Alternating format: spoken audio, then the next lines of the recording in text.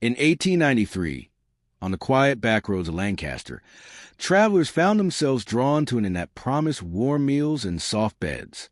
But behind its walls lurked something unthinkable. Two sisters whose charm masked a nightmare. Guests went missing. Families were left with no trace of loved ones, and whispers spread of disappearances that no sheriff dared to solve. But what if some of these victims were ignored not because the killers were clever, but because society chose not to care? What happens when race and injustice turn murder into silence? Lancaster in the late 1800s was a place of contrasts, bustling with industry yet weighed down by prejudice. For black families in particular, opportunity was fragile. Jobs were limited, rights were denied, and simply traveling from one town to another carried risks. Into this world stepped Elijah Carter, a hard-working black farmer's son who dreamed of finding something more. He saved every penny from long days in the fields and planned a journey west, where he believed freedom and opportunity awaited. The road was long and inns were scarce. Word spread of particular and run by two sisters, women known for their hospitality and low prices. To weary travelers, the inn seemed like a blessing. For Elijah, it was a beacon of rest after weeks of walking and laboring his way across Pennsylvania. But beneath the laughter and kindness of those sisters, the walls of the inn held secrets.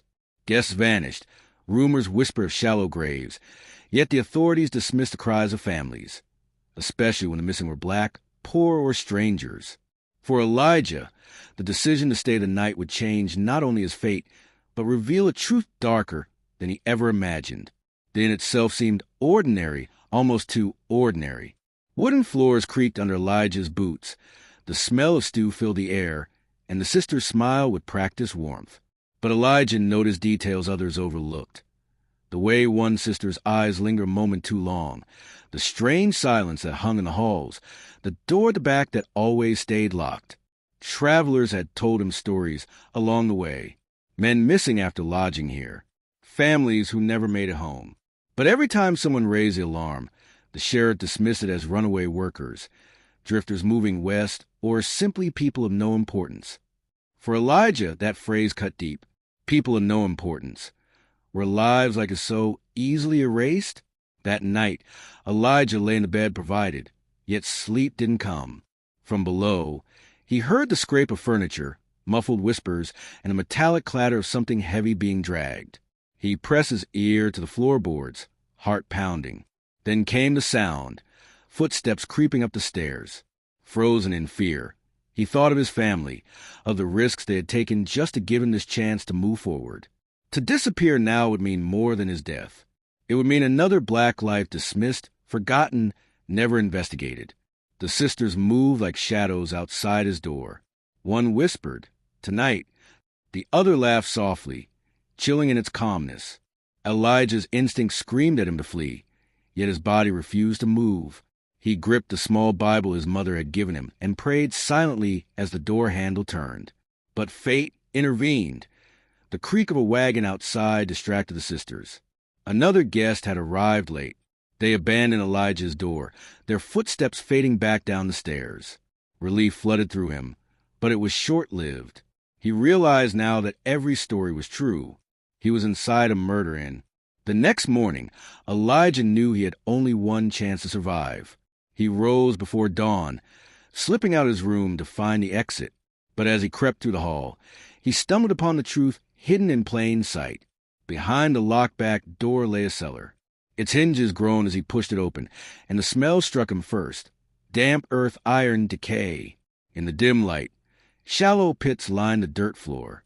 Bones jutted from the soil, scraps of clothing scattered like remnants of forgotten lives.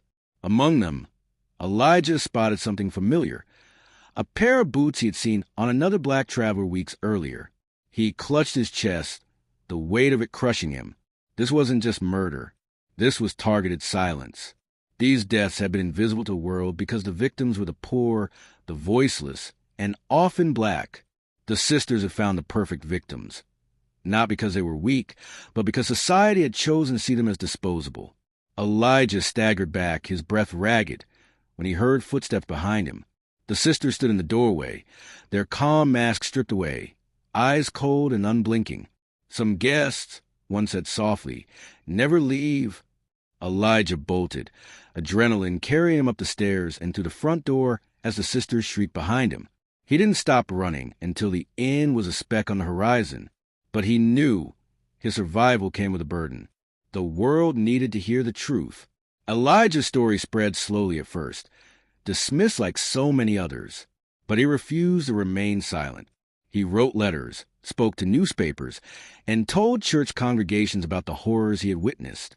Eventually, whispers became testimony, and testimony became undeniable.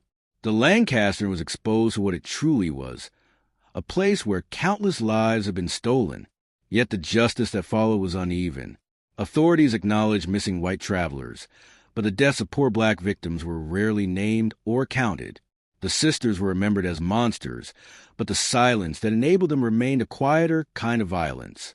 Elijah lived with a memory for the rest of his life, carrying both survivors' guilt and the determination to keep speaking the names of those forgotten.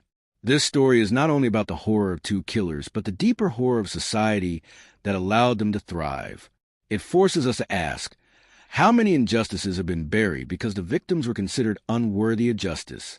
When we look back at history, we are reminded that racism is not only in the violence of individuals, but in the silence of systems. And so, the question remains, how many voices are still being ignored today? ES script K LY AP MUG 6 picture prompts leak DY.